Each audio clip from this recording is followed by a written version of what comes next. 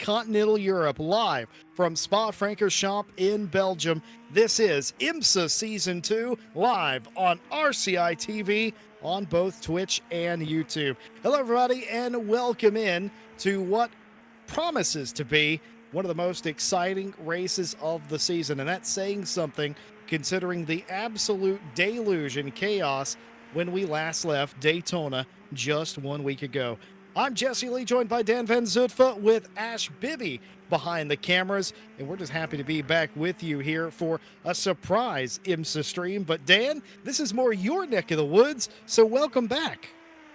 Yes, thank you. It's fast, it's long, it's slow at the same time, and Spa is for me indeed a little bit familiar. I've been there at the 24 hours of Spa last year, and I can't wait to see these cars battle it out in qualifying and in the race. Certainly going to be an interesting qualifying. Of course, we join you underway here today. Less than 4 minutes left. Tomas, who has put it on them in the GTP field. This is still IMSA regulations. This is not WEC, but this is a flyaway event for the IMSA season, the first of its kind in RCI history. And the drivers and teams that I talked to were absolutely frustrated with the way some of these cars handled at this racetrack.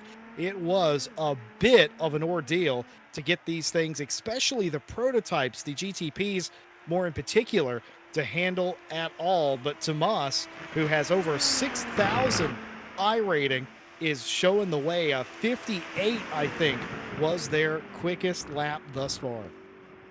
Yeah, and it of course fluctuates on the temperature a lot because Spa can be like it. Spa can be very cold and very hot. Different, of course, it depends on the season. And so, especially with these fast cars, Spa is a track that tends to slide. You can really slide with your car, be it a GT3, be it an LMP2 or a GTP. But with high downforce cars, I've noticed it in iRacing as well. Spa can be very tricky to tackle, and this week is no exception. It really isn't, and a lot of the drivers just sort of left scrambling. There it is, the quickest lap in GTP of 58.981. That is well and truly out there. 9/10 of a second back is Mikael Sundstrom in the 899, your winner from 1 week ago. And it is a further 2 or so tenths back to Bart Macha in third, as a lot of the drivers abandoning the laps that they're on. Now, I don't suspect they will have enough time to come out of pit lane and get back around due to where they start them in pit lane. It is a long old way around. Actually, it may not be. They may just be able to get back out, but I don't think Tomas and Bartmacha are going to come out. Alex Pilbeam, the quickest in the LMP2 category, a 2:04.038, their quickest lap time in front of Benjamin Heilman, who ran just about 3/100ths off of that. It's actually a little bit less than that. It's 28/100ths off of that time. And in third place is Holland, who is a couple of tenths off. That is until Benjamin Heilman just set the quickest lap in the session of 2:03.933, puts the 796 on provisional pole again.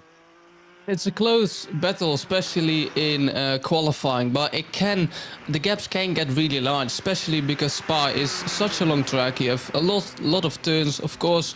You have some really long straights, like the Camel Straight and the first straight. So you can make up a little bit of time there, or save a little bit time to opponents that are faster than you. But in general, we do see some bigger gaps on Spa because it's such a long track.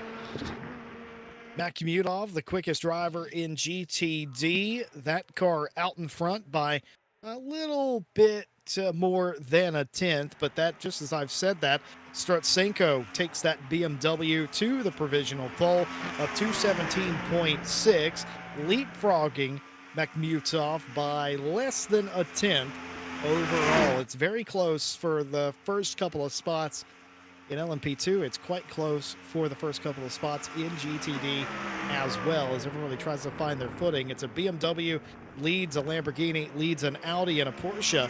The top four in GTD, though, Hilden and Radiani make up the rest of those drivers. Shinsky, I think, has had an incident and has returned to the pit lane in fifth place. as I believe qualifying is officially over. And we have had one of the drivers in the Cadillacs, that's right, the 69 has joined us right at the cutoff point. Yeah, indeed. I just noticed that too. Another Cadillac joined us just in time, and it's gonna spice up the GTP field a little bit. Only for the good, because, well, more drivers is more fun, of course. And it's going to be really interesting here at Spa, because it's such a long track. It's such an abrasive track as well. Well, Belgium isn't known for making well roads, are they? So the tires are really going to have a little bit of a challenge here today, especially with corners like Eau Rouge, La Combe, Bruxelles as well. Very slow, but it can be really harsh on the tires, and I haven't even mentioned the double gauge and Blanchimont. So it's going to be really interesting how these tires will fare up to, well, everyone else, and it's going to be a skill in management if you're a driver. Skill and management, I think, is going to be the name of the day. I think staying out of the tire barriers are going to be quite another thing. A lot of the drivers that we talked to said that they were struggling with the setup a little bit, that the cars, especially GTPs, felt incredibly sketchy. A lot of snaps and catching required to drive these cars out here, especially early on into a stint. I can't imagine anybody's done too long of a stint here to tell what they would be like at the end, however, and that could be just as bad. LMP2 has sort of the opposite problem. Some of them were struggling with the car being a little bit too tight. They felt like they could potentially carry a little bit more speed, but cannot, because the car will not allow them to run out that speed. They'll just go wide, which could be a problem here. Getting into the sand, getting into the wall, always a possibility. The easiest job today might be for GTDs. It's almost like these cars were made to race here based on the GT3 platform, after all. They're having an absolute ball, and they are likely the lucky ones, the fortunate ones. They're going to have more or less a normal race here today.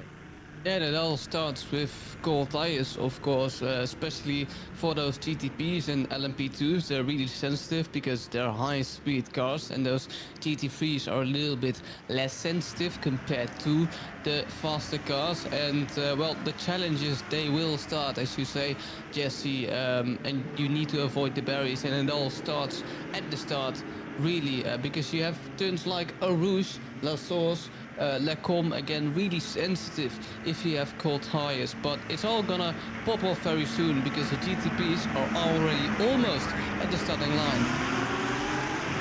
Well, they're getting very close here, and there they go, ready to get into line, and they are all but racing here today. Of course, they use, I think, the F1 line instead of the GT line, and they're racing away. Tomas has cleared the field. Macha and Sundstrom fight over position with Jordan Daly and tow. Octane, Martins, and Bartha Ryder all in a line there, and everybody makes it through. Rouge and Radion for the first time quite cleanly. Here come the LMP2s about to do the exact same. There's been a crash in the GTD field coming around La Source, and that has stacked up some of that field, and it looks like Kupe Sinyov has had an issue and ends up backwards, and they've just about got it sorted out, but it took a little while. Here's what happened. 3 wide through La Source, but that's not where the accident occurred. It occurred in front of them for position 2, I believe. Kupe Sinyov ends up paying the price there, Dan. Yeah, it's really unfortunate, and again, it's that start. Sometimes you don't even know a driver that well. You don't know maybe what Kubayasinov is. You haven't driven with him before, so you know these are incidents that can happen. The Porsche did send it a little bit too hard into Last Forge, if I'm correct, and so yeah, well, these incidents happen at the start, and I'm sure the stewards possibly will have a look at that, as we now see the leader in GTD Struskensko did well in last round, if I believe, and is doing great currently in the lead as well. And let's see if he can keep it up. Just a correction, Kupe Sinyov was racing for, or being raced for, 3rd place, not 2nd place when that happened, but nevertheless, the race underway. Tomas leads Sundstrom and Macha. Heilman has maintained the lead in LMP2 over Holland and Pilbeam. Pilbeam down to third place now in the early running. Strutsenko, Hilden, and Mishryakov, the top three in the GTD category after that incident. The real only incident that we saw, didn't quite see what occurred to Alex Pilbeam, but they have dropped one spot that could have just been jostling on the opening lap. With that all completed and everybody still in a line, and this has gone pretty much the same way that some of the other races in this series have gone, where they got away with the start cleanly, but because they were all still together, that could lead to contact or mistakes. As these tires wear, it could get worse, but all things considered, you got to be happy without a clean Eau Rouge Radeon, and no issues down in Lacombe either. No, indeed, it's quite magical, you could say. I definitely didn't expect such a clean start. As you say, Jesse, only really one incident at the beginning with the GTDs, as we see a race replay here, looking at the back marker in the GTPs. Ooh. Just goes wide, locks up too early on the brakes, and well, that's trip to pit lane for Barry there. He only joined last minute in the qualifying session, just about in time, as you see another fight pop off here in the GTP category. Jordan Daly trying to attack Martins for P4, and so the action is still resuming here, Jesse. Yeah, there were some drivers that were a little bit worried that maybe there'd be an issue with weather here today, or the potential for weather. I can tell you that's not the case here. It is absolutely brilliantly blue skies, no threat of rain, and a couple of the drivers a little bit shell-shocked after the rain that they had to endure at Daytona Road Course. But quite interestingly, Dan, talking to the teams, I asked them what was more difficult, getting to grips with a dry Spa in the prototype or racing in the rain at Daytona. Every single driver said the same thing to me that I talked to, said, yeah, I'd take the rain at Daytona over this any day. It can show you, it goes to show you anyway, how difficult this track is and how little grip there is. Yeah, indeed, especially in those GTPs, of course, and I'm actually surprised by the answer. Of course, it also has a big elevation change. The lowest point on the Spa track is 373 meters, and the highest point all the way up to Lacombe is 470 meters. Could play a little bit overall because, well, you go downwards, upwards on a lot of corners as well. But Spa is a challenging track in itself, and well, I don't know really how the challenges has created itself by Spa. As you see, a beautiful fight here for the wooden spoon in the GTD category here. Oh, and that's the BMW go around, hitting the boulder just a little bit, and you'll probably go to pit lane. Oh, the other car wrecked as well. BMW, indeed. Shinsky, I think, and Coco, I thought Shinsky got away with that a little bit, but they didn't. They ended up spinning quite slowly. It was a long, prolonged slide, and they just got the curb, so that was after the fact, and Coco's able to gather it back up. Somehow, Coco might have got the better end of that one. Yeah, indeed, that's really interesting. As you see another race replay there, spinning around, just about saving it.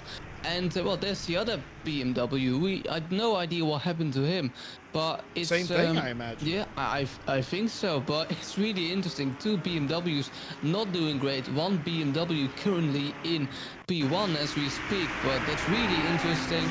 The stewards will possibly look at it as well. But I think it's just a racing incident, Jesse.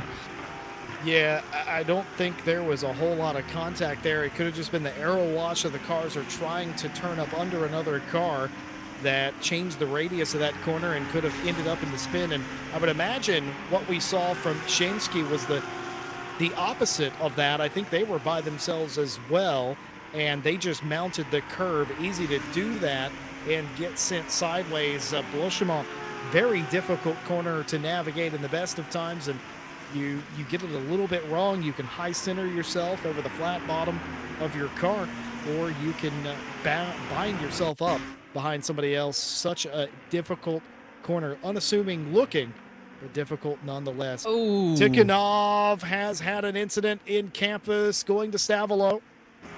Yeah, that's very unfortunate, and your front is gone as well. So he just goes in pit lane, and that's a DNF. I think we can see a DNF on his name, and that's really unfortunate for Ooh. Tikkanov. Ooh, as we see, that is Octane there, Oh, almost colliding with his teammate, but currently holding it on track. Really braked a little bit too late there on the bus stop chicane, overshot, and as a result, he lost quite some time to the guy he was trying to overtake. Martin's currently in P5. Jordan Daly, we did miss that, overtook Martin at some point of the race. He's currently driving in P4 and chasing the drivers in the top 3. certainly is. You miscalculate like that, like Billy Octane does. You're just happy that your day's not over. Very easy to get into the tire pack. Didn't do that in the chicane that time.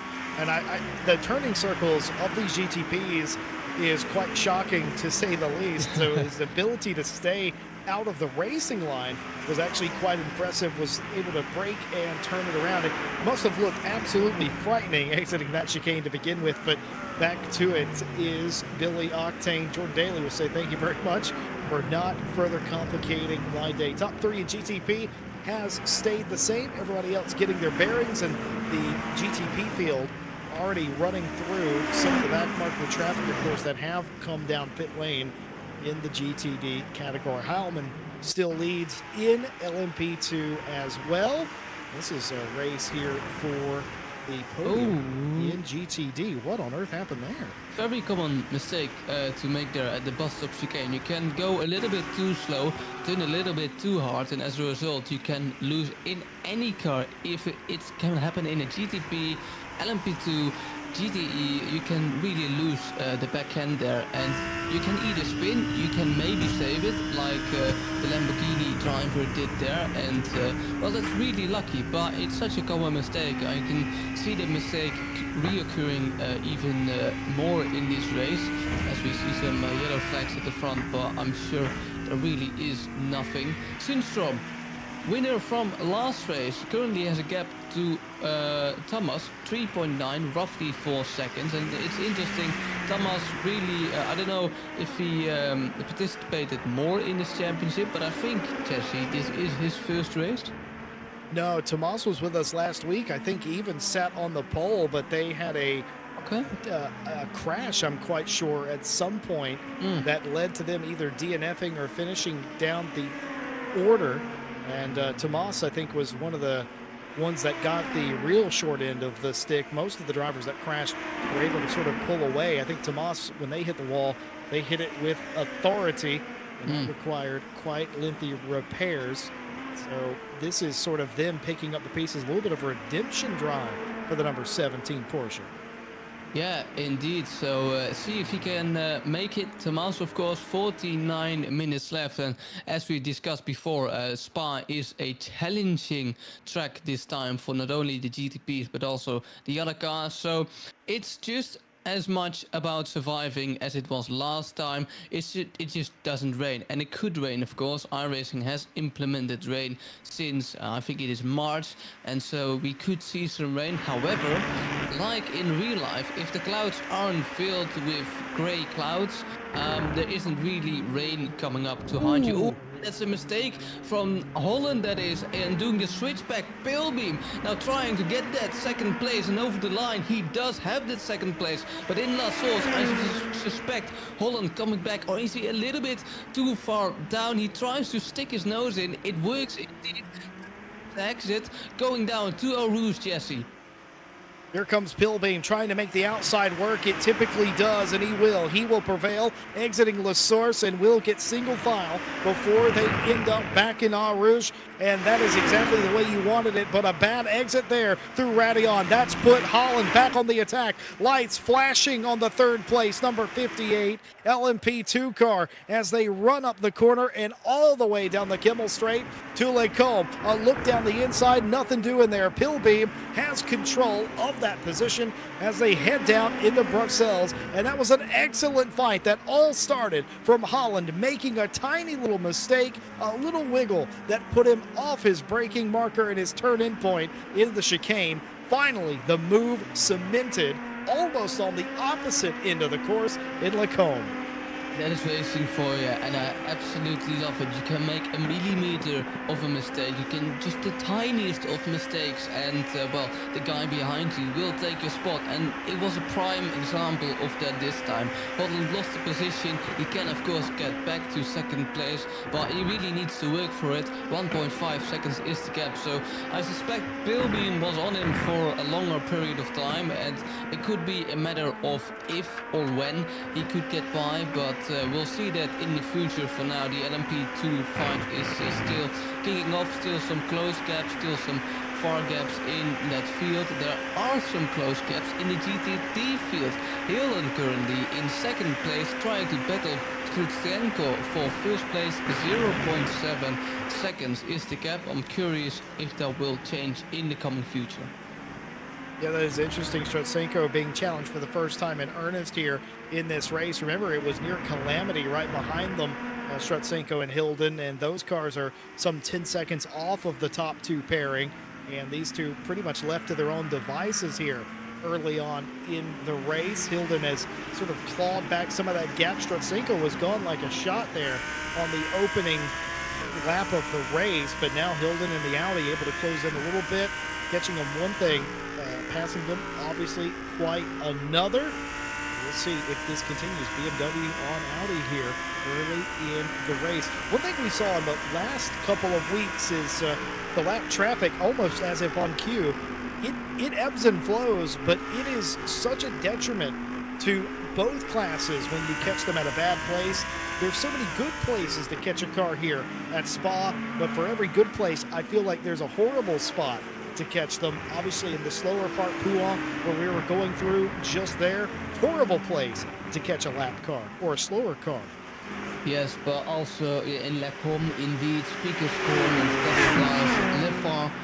These are all places you don't want to catch a slower car, but what's probably an even worse place... Oh, Blanchimont again! P2, Blanchimont going around, losing control of the back end of the car, planting it in the wall, and I think that's Hilden's race over, Jesse.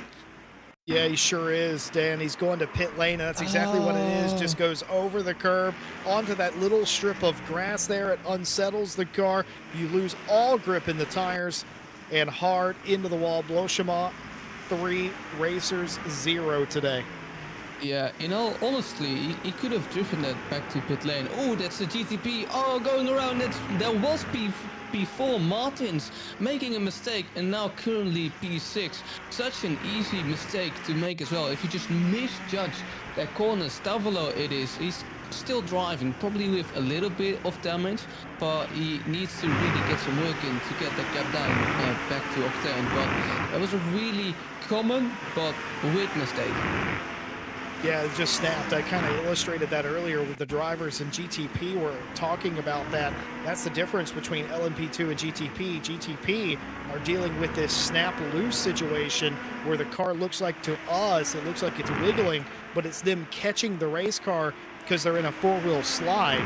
The opposite of that is what's happening in LMP2, where the car won't rotate enough and they're having to let off the throttle and get the car going in the correct direction.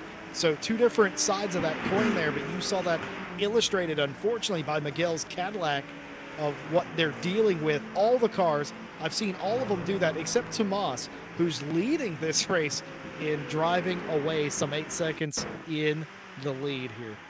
This is a race replay again coming through. Blanchimont losing the rear end. Shensley again in at BMW and hitting the wall once again for the BMW driver. And that's once again a trip down to pit lane. Blanchimont, it catches a lot of people out we've seen in this race. But talking about hitting traffic at the wrong place, this is a prime example of it as well.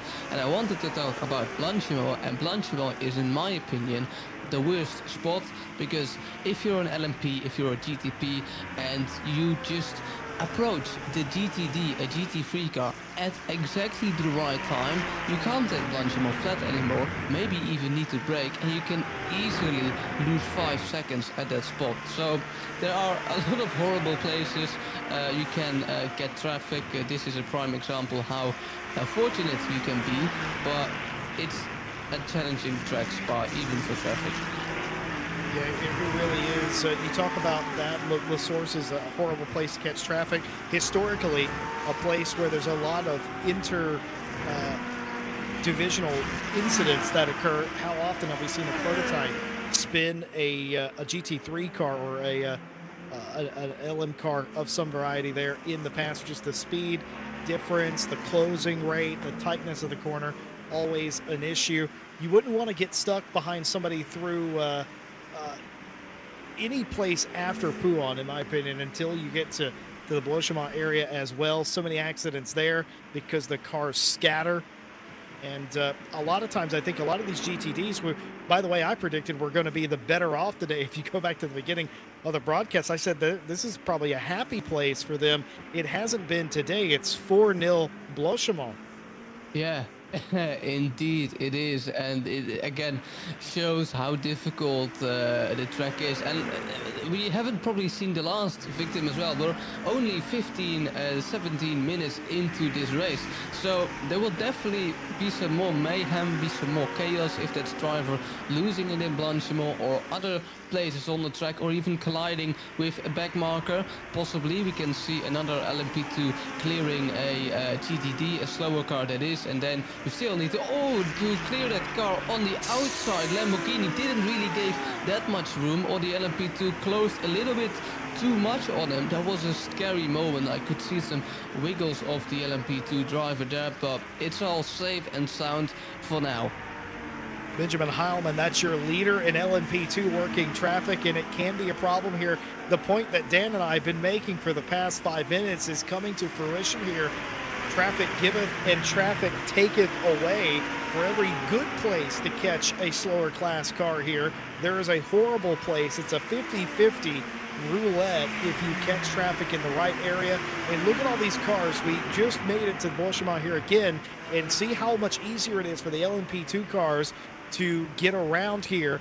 And your leader, Benjamin Heilman, had to do that in Puan, which was a horrible place to catch a car. It's typically a one-groove sort of double turn, and if you're off of that, you run the risk of running into the flag, running off the race course, etc. There's less grip out there, of course, so you kind of just got to pick your battles, and Benjamin Heilman was in a less than advantageous spot, able to pick their way through, but that might have hurt them on the overall timing. It's 4.6 seconds back to Pilbeam now is the gap in LMP2. Heilman's won a couple of these in LMP2. Dan, he's also lost these LMP2 races in every way I can think of imaginable. Just the sheer bad luck of the 796 has been apparent for the last 2 seasons here in IMSA. Yeah, and let's see if he can sort of take revenge on that bad luck here today. But it all comes down to experience, Jesse. If you're an experienced endurance driver and you have done this before, if you have done endurance races over and over again, that is, I think it is indeed Martins, the driver that was battling with Daly and Octane, going a little bit wide in the bus stop chicane. But it all comes down to experience. How many endurance races have you done? How many GTD cars have you lapped? Have you almost experienced every situation, as we see another GTD driver that is current driver P4 spinning it, almost colliding with some LMP2s passing by, but he's currently safe and sound. He had a really difficult time in Daytona, if I recall. Oh, that's the Audi driver once again. Oh, and it's almost a replica of the mistake, but he loses the car a lot less earlier, and that's such a shame, Jesse.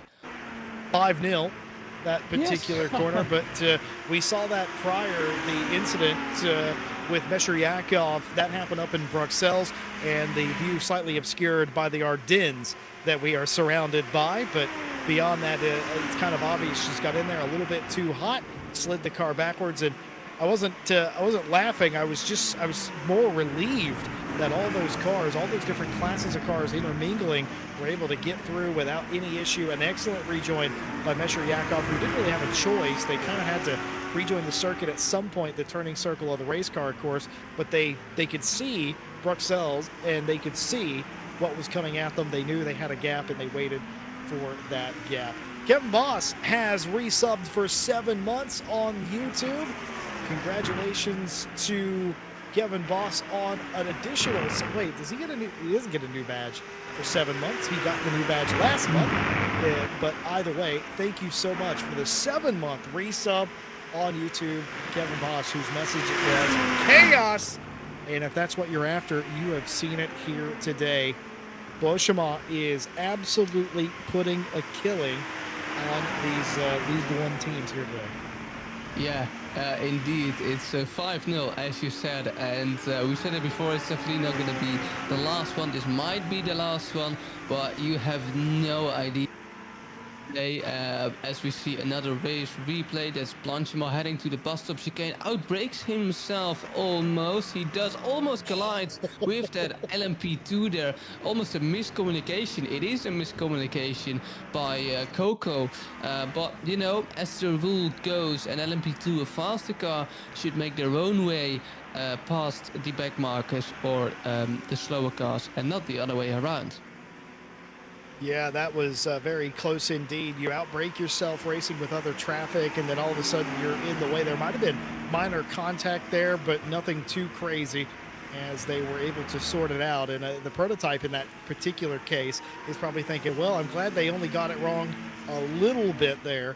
I thought for a second something was wrong with the prototype, the way the GTD ran in there. I thought that they might make this, and they did kind of. They left just a lane on the outside, but ended up being just the lane that they needed. Tomas leading it in GTP over this man, Mikael Sundstrom, your winner of a week ago, or as Mikael has put it, the survivor of Daytona Road Course in the wet.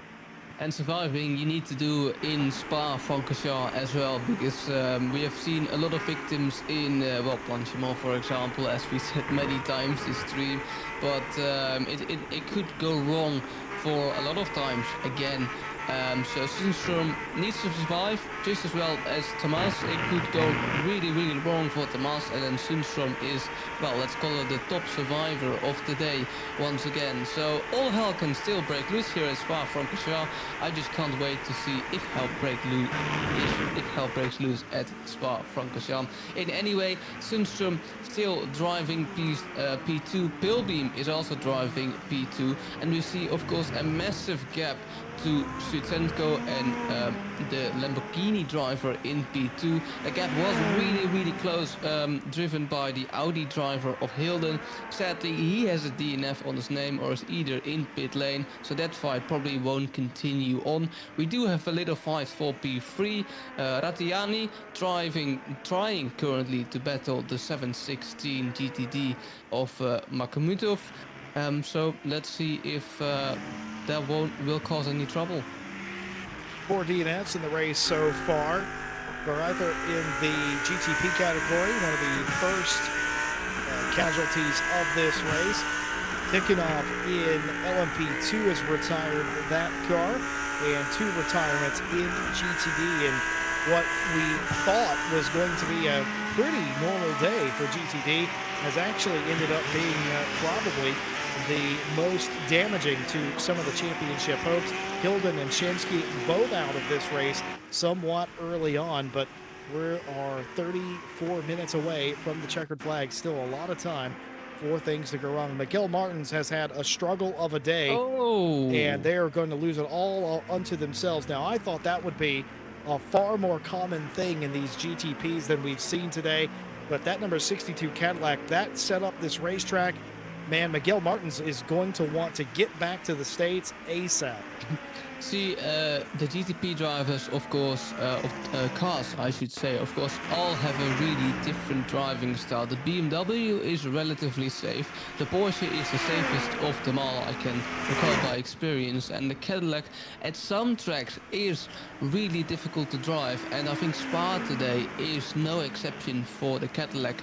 And so, you know, we can see it. All Cadillac drivers are struggling. Martins P6, barrier he DNF'd, and the highest Cadillac is Macia in P3. As we see, he goes into pit lane. That's really interesting because normally the GTPs should come in about 10 minutes instead of right now.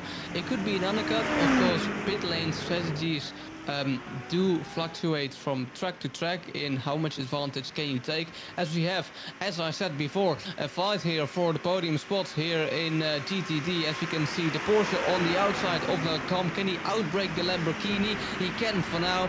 Possibly the Lamborghini of the number 716 can stay on the still, but the Porsche seems faster all race, and currently Rattiani has taken over P2. Rattiani over Mac Butoff for P2. That was an excellently executed play there. I would imagine that started in La Source or Irish Ratty on that complex there. They fought down the Kimmel, one in Lacombe, and now cemented in Bruxelles now this time through. Rattiani able to come back through here, and with 22 seconds behind, Strutsenko out in the lead. You wonder, does the number 29 Porsche have anything for your overall leader? Only time will tell, but that move looked absolutely definitive by Rattiani there. Yes, indeed. It was not. It seems like it was nice and easy, but that move definitely isn't nice and easy. It's stressful as well. If you're on the outside of Lacombe, you always worry if the driver on the inside can come back, because he has all the right to. He can just brake a little bit later, then he's alongside you again. You can't turn in. You have the outside, and then it probably is going to be a battle all the way to that chicane of Bruxelles, and maybe even down to Speaker's Corners. So a really stressful move by Rattiani, but he did make it work. As we can see, the GTD of Simstrom trying to navigate those GTDs beautifully. See if he comes down to pit lane, possibly the seconds. He doesn't, he stays out. And so we won't get any pit lane drama for now. But yeah, again, very clean move there by Rattiani, and currently is possibly driving in a deserved P2 spot. Couple of early pitters. We saw Bart Macha in the connection lost 404 Cadillac. They've come in the GTP field. Miguel Martins has been in and out of pit lane a couple of times, and they've had their struggles here today. But Tikhonov has also come in the GTD field. Everybody else is several laps off the pace. Coco, of course, one of the early casualties of Borshama, and they have come in on lap 2 to repair that car.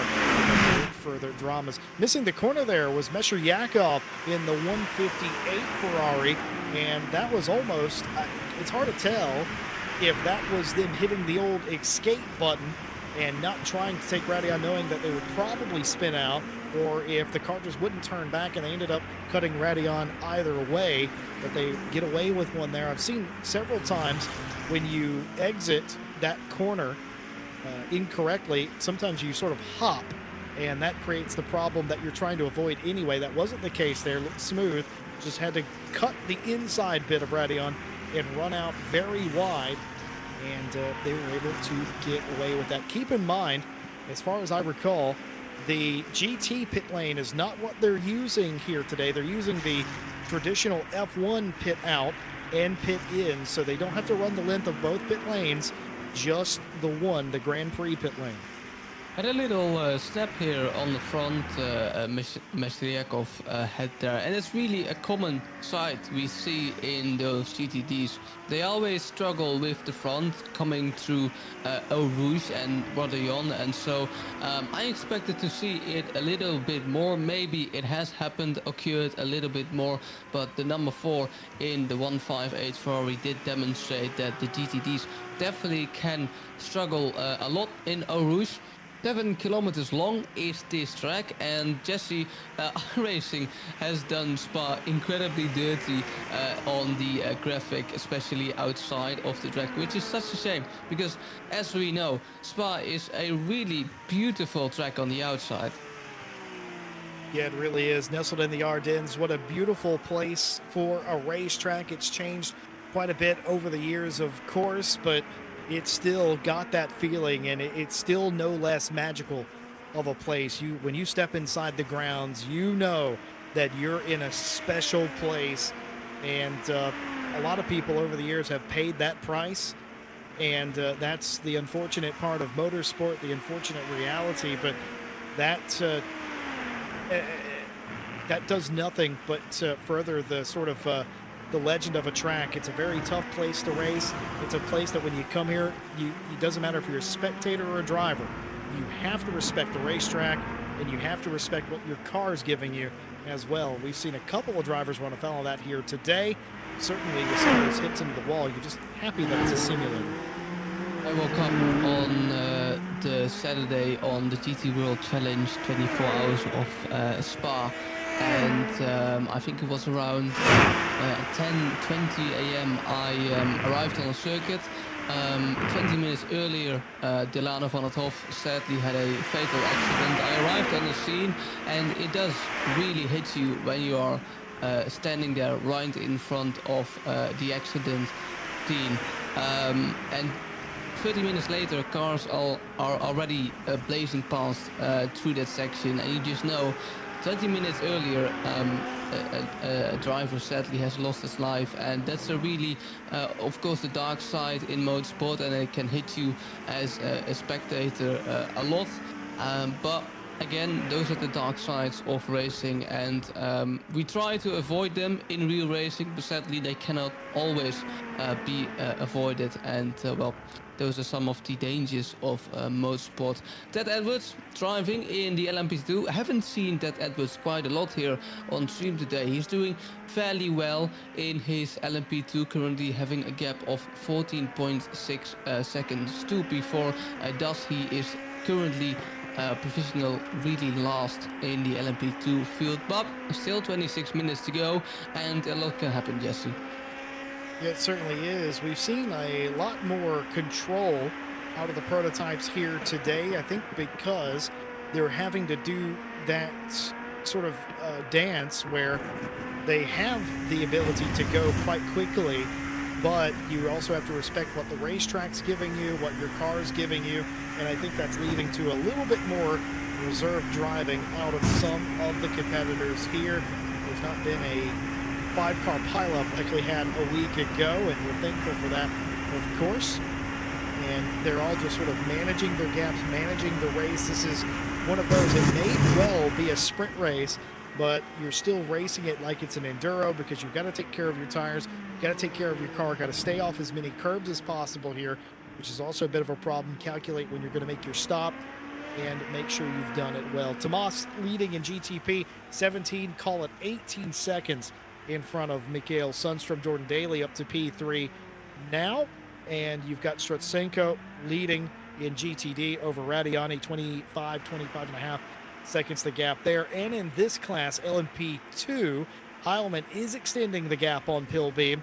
It was 6 or so seconds. It's now up to 9 seconds as all the LMP field has made it through GTD traffic now with no major incidents. One thing that this track does afford you is sort of space to navigate. It's not nearly as narrow as Daytona is, so even if it's disadvantageous to make passes or overtake in certain spots, at least the track's wide enough to sort of facilitate those moves if need be, and I think that is why we've not really had too many interdivision, interclass incidents here.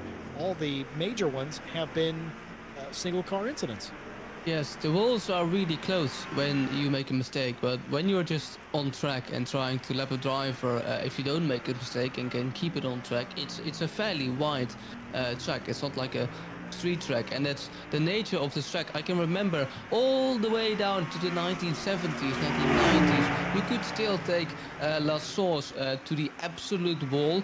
We saw some F1 drivers do that, and back then it was allowed. It wasn't allowed anymore because of some safety changes, but that goes to show you Spa has been designed as a really wide track, and we still see it to date, as we can see some drivers overtake some other drivers in Blanchimont, in Pouron, in Rouge. So Spa is indeed a punishable track, but it's also really wide and can be forgiven as well.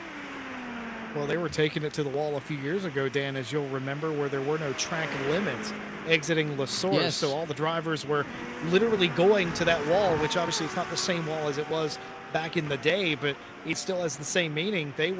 I've never seen so many tire marks that far off of the racetrack like that on purpose. It looked like it was the actual racing line, but luckily the event organizer snapped to their senses and said, all right, in the race, you are not allowed to do that. You have to stay inside the track bounds. But there's the wall in question. They were essentially, Dan, right? They were driving to the contours of that wall and not the actual racetrack. No such shenanigans here today.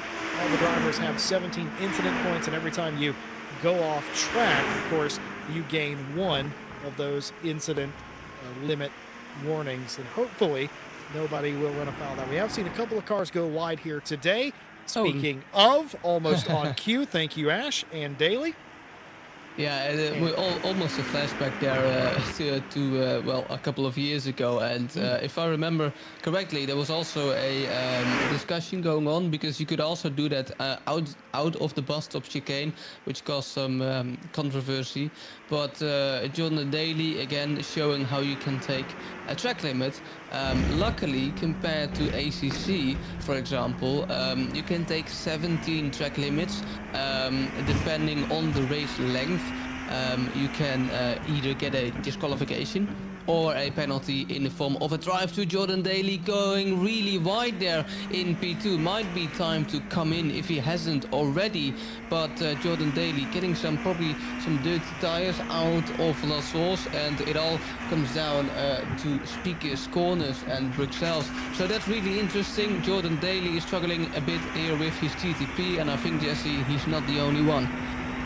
Oh, absolutely not. Mikael Sundstrom has come into the pit lane. They're on their outlap now. No major drama there on the pit stop for the number 2, or, well, they were running number 2 anyway, the lone Acura in today's field. Mikael Sundstrom back out there. That leaves 3 cars in the top class who have not pitted. Tomas Daly and Octane still yet with a pit stop left to give. Ted Edwards pits this time through, and so does Hereford Smith in LMP2. Benjamin Heilman pitted a lap ago, and that will give the lead to Pilbeam, the only LMP2 yet to make their stop as well.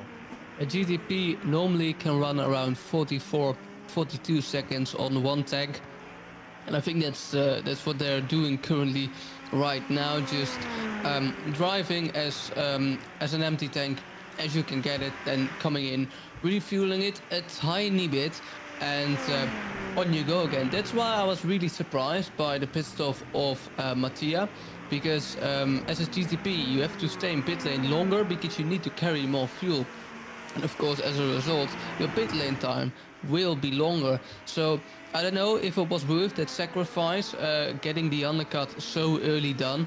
It could be, of course, but I have my doubts.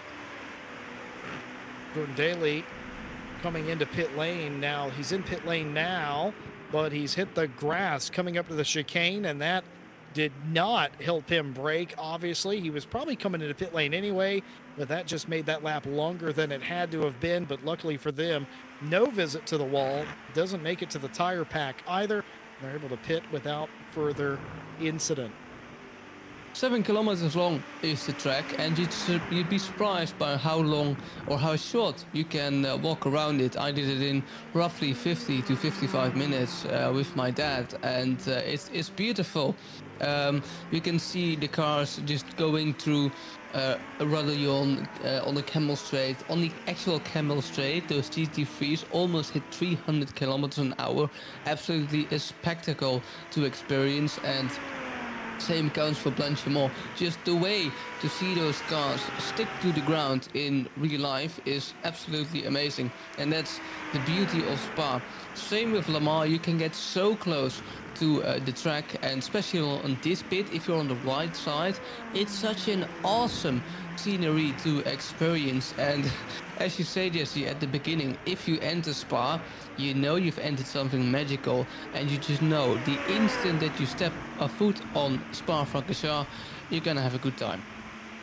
Yeah, it really is. It's sort of a classic racing circuit in some of those regards. There's a lot of standing room. You can walk all the way around most of the circuit. It's got little walkways and stuff. If you're really into it, of course, you can do some karting in the infield as well. Yes. Also, quite fun. There's a lot to do here, and you talk about walking it, and you're a braver man than I ever would be. That's a lot of walking to go around the outside, because if the track is 7 kilometers, and it is, it's almost exactly 7 kilometers as I recall, you're walking a lot more than that if you're around the outside, the periphery of the track. So that's getting your steps in. Yes, indeed it is, and especially when you need to really climb, because of course the track gets higher and higher up. So you really have to climb or to walk upwards as well, really steep. Especially the bit if you walk from Puhon to Speakers Corners, you really, I think you can, I think you can get higher, like 100 meters.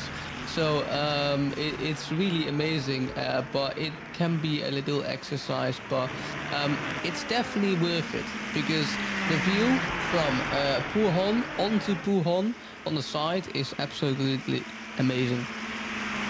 It's so far away. If you're up at like Lecombe and you're looking back down towards where the start finishes, it is such a long distance away. It's hard to imagine that it's the same racetrack and they get around here in 2 minutes, but they absolutely do here. The 242 trying to make their way around traffic. It's a little bit loose there, able to gather it back in as Pilbeam continues to work the GTD field, and that could have been quite bad, catching traffic in the chicane, but well managed there. Just had to whoa her down a little bit, did Pilbeam, able to get back out there, and has actually closed the gap a little bit. Benjamin Heineman's stop, not quite as sweet as Pilbeam's, as that gap was 8 to 9 seconds. It's down to 7 now after the pit stop. All the LMP2s have completed their stops. Yeah, and that's it's gonna be very interesting. Pilbeam is gaining a little bit on Hellman. Of course, traffic giveth, traffic taketh, as you said before. So that could also have been a little bit of an influence for the time loss of Hellman. We're gonna. Oh, there's a GTP going. That's a GTP going really slow there. Mattia, I think, losing a position to Sandstrom as well, or letting Sandstrom go out of the bus stop chicane. Really weird scenes to see, but he's on his way. Mattia again, of course, had that early pit stop. I don't really think it's working out for him. Jordan Daly currently on the back of him, as we see a race replay of actually what happened. Almost lost it, avoided the Porsche, and he did that really well to still avoid that Porsche coming onto the racetrack. He's slowing down a little bit. Why? Because if you do that, you get a penalty no matter how slow you drive in that section. iRacing just slam you with a 5 or 4 second penalty, and you need to slow your way all the way down to the start finish straight, and unfortunate for Mattia. Four-wheel slide for Bart Macha there, and that's unfortunate. They locked up the front of the car. They realized they weren't going to be able to stop in time, and the GTD there, whether they realized it or not, is able to drive on through as Macha goes into the lockup, and the four-wheel slide slides on through and is able to avoid any further action. The second or third time we've seen an incident of that variety here today. An incident, if you will, that really wasn't an incident, just a misjudgment into the braking zone there. I wonder if maybe if there wasn't a GTD car there, and of course there was one, but had there not been one, if that same thing would have occurred. I wonder if it was a misjudgment because they had a car in front of them, or a misjudgment in general, not missing their braking point. And we just saw something interesting happen to Billy Octane, the number 33 Porsche. They came into pit lane, and they came in behind a GTD car. And you would say, well, it's pit lane. Does it matter? Well, yeah, because the first, I don't know how many meters of pit lane there's no speed limit until you get to the board. So that GTD car is going to be going slower into pit lane than the GTD car is going slower than the GTP car is. So that slowed them up getting into pit lane. And little things like that, a second or two here in pit lane, that matters.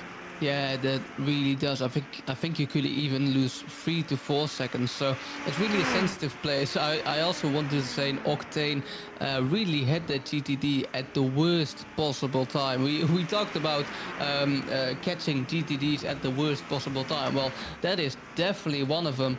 Well, to elaborate further on that incident, the LMP2 of Mattia had. So if you're braking behind another car, a GTD, you're gonna lose downforce. You're gonna be more in dirty air, and because of that, you will lose braking performance as well.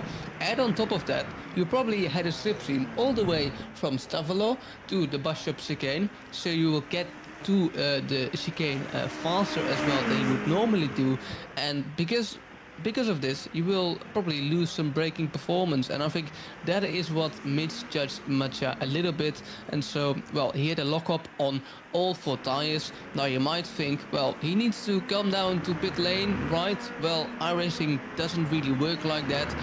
If you lock up all tires, you can still live with it. You can just easily get some performance out of it. If you would do that in F1, you would need another set of tires, but Jesse, if you would do that in an LMP2 or a GTD, you wouldn't. Yeah, it is interesting. The tire construction and the way that is conveyed is a little bit different. In real life, you really, in sports car racing anyway, you would lock up like that and you just deal with it for however long the stint is. If you were going to double stint those tires, which is not an issue here in today's race, but if you're going to double stint the tires, you might reconsider. You might put a fresh set of boots on because that flat spot's not going to go away. But the language you used is very engineer-esque, Dan. You said you can live with it, and I think that's the most engineer thing I have ever heard. As a driver, all you want to do is get off those flat spotted tires, especially if you flat spotted 2 or 4 of them. That's just purgatory. The speed never fully comes back, but could you live with it? Absolutely. It's not the end of the world, especially a slide like that. Ideally, you want to keep the tires moving to keep that from happening in the first place and just burn some of the tread off. But when you're trying to save yourself from colliding with another car, you're not really as worried about that, and you're just locking it up and you're sort of praying to yourself that you don't have contact. So live with it, sure. Do you want to? Absolutely not. Get me in, get those tires off. Not an option anybody has today, though. No, indeed, the race is only an hour long. An hour long, a race of an hour long is still pretty long, but it's too short to make another pit stop, and off you go. Mattia is in 3rd place. Sundstrom doesn't need to make a pit stop. Thomas does need to make a pit stop. So Mattia actually did gain a position. Why did he gain a position? Because Jordan Daly had a really rough stop, I think, because he was in P3, if I recall correctly, and he's currently in P5. So Jesse, I wonder what happened there. Be interesting to see the pit stop times and see exactly where it went wrong. It could have went wrong on the outlap as well, but Daly down to P5 now. Mattia up to 3rd, Octane in P4. So Octane also down a spot, and quite curious if that was exactly the pit in time for Octane that lost in that. But here are the pit stop times. The first yellow number that isn't accompanied by a lap, of course, is the time spent in pit lane, or to the attention of your team anyway. It's a 33.3 for Tomas on and off of pit lane. That is certainly the best. Mikael Sundstrom is a 49, I think it was. So quite a long stop there. That would explain why Sundstrom was behind Mattia after the stop. Mattia did a 35.3 into the box. Octane was a 37. Jordan Daly, and this is more to your point, 45.5 seconds. That is at least 10 seconds slower than the drivers he was racing against. He did not have 10 seconds in the bank. So there you have it. Yeah, indeed. Really strange, and a great graphic as well. 40.5 seconds. Hellman, pit stop of 6.3 seconds. I don't know if that's entirely correct. Could be, of course. Could be. But a very interesting stop of Jordan Daly. Maybe he picked up some damage, that we haven't seen. So that could, of course, be an issue. But Thomas really getting the maximum out on track and also getting the maximum out of the pit stop. 33.3 seconds. I think that's almost the fastest pit stop of the whole grid. We can see P5 and P6 in the GTD class. Oh, that's a really tough lapping there by, I think that could be one of the leaders in GTP. Really gave the LMP no room, and so the LMP2 needed to avoid that GTD. Otherwise, Blanchimont took another victim to its name, Jesse. Sure could have done there. Just a clarification, the number we were talking about was the time when they break the timing beam entering pit lane to the time where they break the beam exiting. The number on the right in parentheses or brackets, depending on where you're from, that was the actual time sedentary in pit lane. Tomas did a 13-second stop in the box, which was by far and away the quickest. So on drive time alone, though, both Billy Octane and Jordan Daly lost considerable time to everybody else, plus they lost time in the stop as well. Add all that together, and that's why they're down a couple of spots. And even after the lockup that Macha did, they may be not so happy on those tires to the end of the race, but they end up a net positive. Mikael Sundstrom, of course, holding on to P2. Sundstrom was one that told me in confidence that Tomas was likely going to win the race today. Sort of seemed resigned to the fate, but their fate of P2 after a win a week ago still puts them in great standing in this championship. Yeah, I was just about to say P1 and P2 in 2 races is still a pretty good result, especially because Tomas DNF'd probably last time at Daytona. So even though Sundstrom getting a P2 is still doing good for his championship, and if he could keep this up all season, he might be in for contention for the championship as well. It's a bit early to say. 3 races we have done here in the IMSA racing season calendar of RCI. IMSA also racing this weekend, and Long Beach can't wait for that spectacle to unfold. As we see Jordan Daly currently driving in P5. Again, we've talked about it before. A long pit stop, so he fell back down to P5. Octane driving really fast, and we could have an end battle for the last podium spots in GTP. Certainly could. It always seems to come back together. These races are just fantastic because they start off together, they spread apart in the race, and then by the end, all the strategies converge and they're racing each other again. Speaking of diverging strategies, there is still one car that hasn't done their mandatory stop. That's Makhmutov in the Lamborghini, the 716. Everybody else in the GTD field has come in shy of the finish today. Strutsenko, Radiani, and Mesheryakov have all completed their stop this lap and are back out there. Makhmutov is not taking the lead, and that is because that car has come down pit lane but did not do their pit stop. Either they drove through it or something was invalid about their setup, and they have not been given a stop here according to our board. So an 18-1 is their total time on pit lane, and that's about the amount of time it takes to drive through. So Makhmutov came to pit lane but didn't stop. How strange. So what probably happened there is in iRacing, where you get an incident, we refer to it as an X point. An X point can cause because of hitting the wall, losing control, or getting off track, or hitting another car. So it's easy, at the same time fairly difficult to get a few X's, 17 X's you need to get before you get a penalty.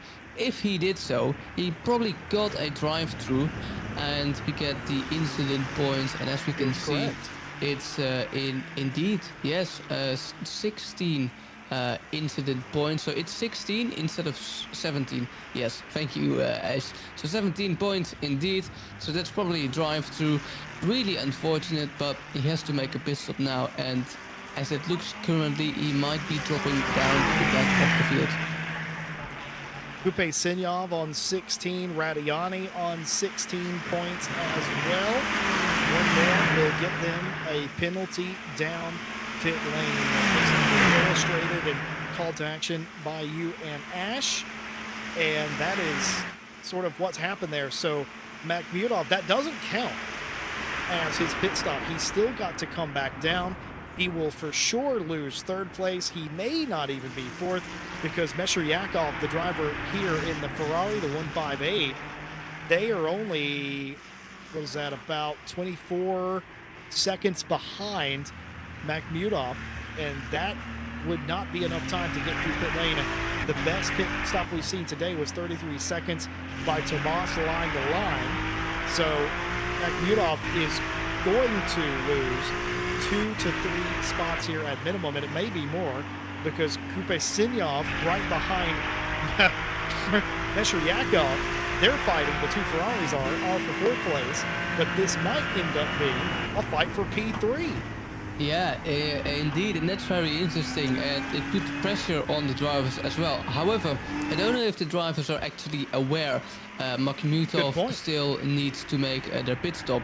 So, you know, maybe Kupesinyov is probably trying to think, you know, I've already get a P5 in the bag. I don't want to risk this too much. Of course, he would like to get another position, but I'm absolutely sure if he knew it was for P3, he would maybe try a little bit harder, as we can see a GTP trying to lap some traffic. I can hear a big incident here for Octane, locking up, going almost straight into the wall. You could say, no, he still saves it and needs to take a D route on La Source. Well, there's a reason there's a runoff zone there, and that's exactly why, because you can be able to gather the car back up and rejoin without further incident, and that's exactly what you're looking for. Jordan Daly switching positions with his teammate, Octane allowing Daly through. 197 Porsche back up into fourth place, but are they actually racing each other? They typically do. There's no team orders over here at this team. Octane looking around the outside. Surely they're not going to go too wide here this time through Bloshima, but they do. They're still side by side. Octane coming back up the inside through the chicane and covered off ever so slightly by Daly, and he's able to get it done. And the leader's gone. The leader's gone in LMP, or GTP, I should say. Tomas has DNF'd for the second week in a row. Drama for your pole sitter and leader early on. Tomas has disconnected, it looks like, right near the end of the race. Less than 2 minutes to go. There is such fortunate a disconnection for Thomas, and that's virtual racing for you. I talked about it in an earlier stream with John Dalton. I compare mechanical issues in real life to connection issues or real issues in virtual racing, because, well, you don't really have mechanical issues in virtual racing, but you do have disconnection of the steering wheel, of the server, so that can happen. And sadly for Tomas, that is the case. He's gonna be also gutted. Drove an impeccable race, P1 all the laps, and, well, it ends up with a disconnection. Absolutely high drama here near the checkered flag. Less than 1 minute left to go. Tomas disconnects with 2 minutes left. They qualified on pole a week ago. Did not have any joy in that race either. They've led the entire way here today, and it's gone all up in smoke for them. Our version of a mechanical failure. The number 17 Porsche appears to be out of this race. Mikael Sundstrom has taken over the lead. Bard Macha in P2, and that means that fight between Daly and Octane is actually a fight for the final podium spot. Makhmudov in the Lamborghini has come back in the pit lane. This will count as their mandatory stop, just shy of the finish of the race. The leader crosses the line, and now time has expired. They are on the last lap, and in fact, they just got there, did Mikael Sundstrom, to add one extra lap. I hope everybody's fuel calculations had a +1 on it. And these two still fighting, same team, by the way, fighting for third, pulling no punches. Wide goes Daly. Octane up the inside. Billy Octane in P3 this time on the last lap. And that could be the final overtake for these guys Octane driving in P3. Almost looked like Daly gave that position away to his teammate, but it seems not so. And so Daly really needs to do a stunning job if he can get back that P3. Currently driving, is he still P3? Well, Daly currently on a timing sheet looking like he is P3, so maybe we've seen something different there. Daly made a mistake earlier on. Penalty could be.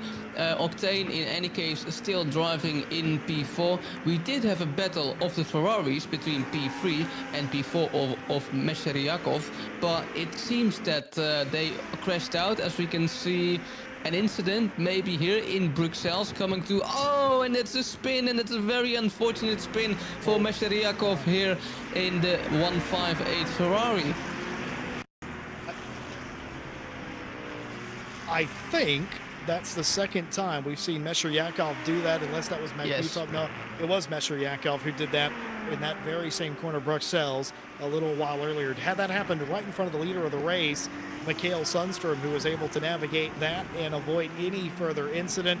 Mikael coming to the line. There he is, in fact, squirting through as he will come across the line and win the race. Dramatic fashion, took the lead in the final 2 minutes on some amazing drama that nobody could have called. Mikael Sundstrom goes back-to-back in the series only Acura and wins it for nearly on pace again.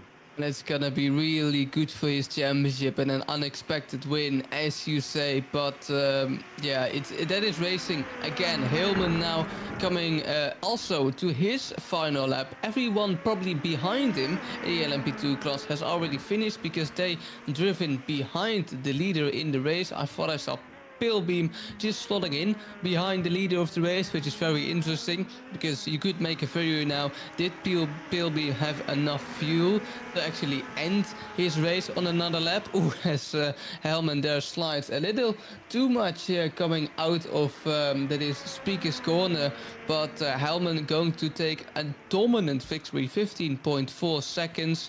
And so in the LMP2 class, he will probably do a stunning, he has done a stunning job, I should say. Stratchenko in the GTD class also had done a stunning job. 37.5 seconds is the gap. That is an absolutely dominant display of the BMW driver in the number 32. So it seems that all leaders, except one, you could say that is Tomas, have absolutely dominated the field here today. Strutsenko about to come to the line and win it in GTD. The BMW was unfaultable here today. Strutsenko wins it in GTD amid the carnage in the class. He'll be none the wiser. It's a well-deserved win for the number 32. Right behind them is Benjamin Heilman, and the irony that the leaders are the last cars to finish here today is not lost on me. Heilman coming to the line and will win it in LMP2 over Holland and Pilbeam. Radiani will be the final car to finish this race today, as Bart Macha is still out on the racetrack, but I suspect they're doing a cool down lap. Here are your provisional results for today. Sundstrom wins it in a shocker for Acura and nearly on pace. Bart Macha recovers in the connection lost Cadillac for second. Jordan Daly was fifth place with 5 minutes left to go and somehow comes back to finish in third place in front of Billy Octane.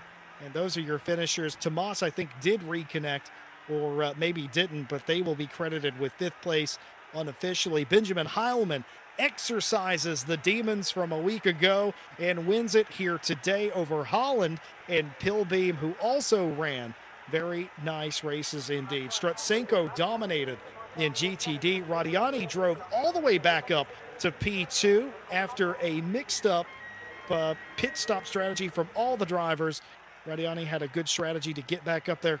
Kupe Sinyov ends up in third in their Ferrari. What a race that was today. I had a preconceived notion, Dan, of what to expect. This wasn't it, though.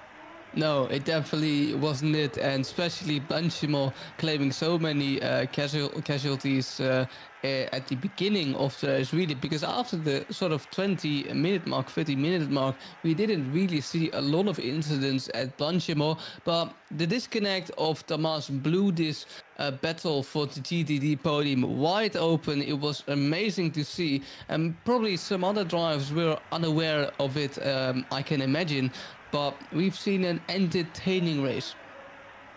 Pillbeam has joined us on our YouTube chat to confirm why they have lost a position there. Remember, they were by Holland earlier on in the race. Pillbeam, as we foreshadowed, did not have enough fuel for a +1 lap, and that's why they ended up third here today. They tucked behind the leader Sundstrom as they came to the line, and that locked them into P3. So heads up driving to not run out of fuel, but even still, heartbreaking that they could not contend. Speaking of your contender, Benjamin Heilman has joined us in the booth. And Stewie, it's been an interesting couple of rounds. We go all the way back to last season, season 1. It was a very frustrating season all told as you get to grips with the LMP2 car. You vanquished the demons at the finale. It looked like you were on your way back up. You were going to win it throughout. Last time out at Daytona, not quite on. Today, though, right back on top. Talk us through how it was for you. Yeah, last season the biggest problem was the fuel saving. So I was always like up there with the pace, but I had to do an extra pit stop or refuel more fuel or something, and that's why I lost a lot of the races or didn't finish higher. But this season we don't have to do that, so it's just pace, and yeah, worked out quite well. I wasn't too confident for Spa for today, but had a really good start. Could immediately get Ashley out of the slipstream, and then just kept it clean and drove. A lot of drivers in your class complaining about the car being tight or understeering. What was it? Was that a condition you had in the in the 796, or were you able to tune that out? I mean, I know that Alex was on the same setup as I was, and Ted as well. So the setup felt pretty good, to be honest. So I didn't really have much issues. Surviving the start in a race like this is sort of paramount. Was there any particular strategy that you had other than just go like hell? No, I was just sending it. I was fuel saving for a few laps, but I noticed that it didn't make any difference because even if I saved like 1 or 2 laps, the tire changing would have taken longer than the fuel, so I just kept driving. And luckily I fueled a bit more fuel than we needed, because when P1 DC'd, we had to do an extra lap, as Alex unfortunately found out. Yeah, of course, Pilbeam, we covered that they unfortunately had to duck behind the leader there. Stu, I got a question for you. You've come over from ACC. You've been doing a significant portion of iRacing as of late. Clearly, you're fast no matter what you're in, but have you fully acclimatized to iRacing as a simulator? I mean, I'm not doing anything in iRacing except this weekly series, and I'm only driving the LMP2. So I don't know if I would call that acclimatized, but I'm also not doing anything in ACC except the endurance races or champs. So, yeah. Dan, do you have anything for Mr. Heilman? All my questions really have been answered. I just want to congratulate you with a, well, pretty solid win. You could almost call it dominant, but a win it is in any case. So congrats, Stewie. Thanks. Stewie, what's your outlook for the rest of the championship now that you're in the literal and proverbial driver's seat? Portimao is going to be very interesting because the gap between LMP2s and GTPs, like the front of LMP2 and back of GTP, will be less than a second, and at the worst we're going to be fast on the GTPs. And I have no idea about Mugello because I've never driven there. So these 2 tracks will be interesting, and then Sebring next week and Le Mans should be fine, I hope. Anything you want to say? Anybody you want to shout out before you go? I hope people stop signing out so we can actually have some fights on track. Well, there you have it. Stewie, thanks for coming to talk to us. And once again, congratulations on another win here in IMSA on RCI. Congrats. Thanks.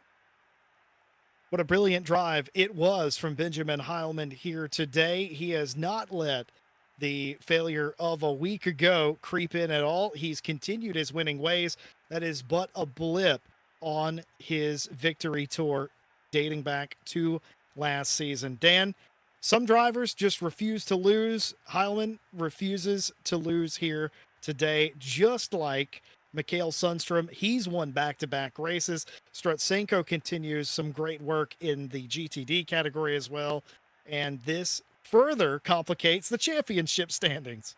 Yeah, indeed. And it's lovely to watch, isn't it? All these different circumstances and challenges happening in the championship. I told you last time around, in these kind of races with traffic, with rain, as a driver, you really need to be capable to face every challenge presented to you on the track.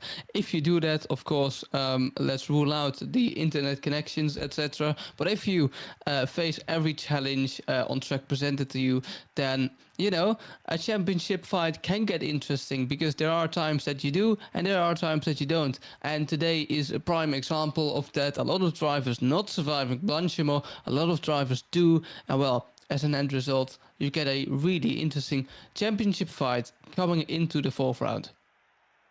Speaking of, we'll be right back here live on the RCI family of networks for Sebring, round number 4.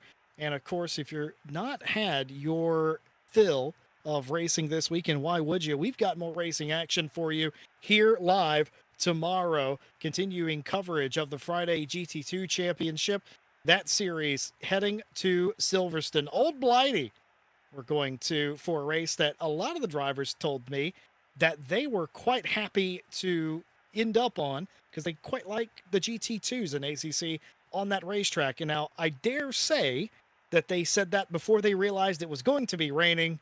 So we will see. That's GT2s in ACC this coming Friday, less than 24 hours away. We'll be back live with you next week for Sebring. As a reminder, you can view the calendar and sign up for any championship before and during the season by going to the website racerci.com. Got the 12 hour of Nordschleife coming up on the 27th of April. Still time to grab a team and get involved. All classes are permitted. It doesn't matter what car you prefer. GT3, GT4, GT2, the Cup cars, and the touring cars, all permitted there, of course. And of course, the Monday champ was announced a week ago, and it is Jag versus V12. Still time to sign up for that to make round number 1. That championship starts at the end of the month, April 29th. And man, those drivers that have signed up for that champ so far, they have drawn a battle line early, and they have made it known, Team Jag or V12, it is an absolute war between the two of them. Dan, final thoughts on today, though. I'm just, I probably need to lay down after this and get to bed to evaluate what's just happened here. Lots of chaos, lots of action. And it's, you know, it was an amazing race, one of the entertaining ones we've seen this season. And I can't wait to commentate and drive more races next time. Well, folks, there you have it. And that's going to just about do it from us today. Thanks to all of our partners that make this race and every race possible. AK Esports, Driver 61, Fanatec, digitalmotorsport.com, and Go Setups. You can find out more about them by visiting the websites in the description of the video. On behalf of everyone here at RCI, I've been Jesse Lee, joined by Dan Van Zudva, and Ash Bibby has been behind the cameras today. We'll see you tomorrow for GT2 racing, and we'll see you right back here next week for more IMSA Season 2 live from Sebring. Until then, take care and have a good night.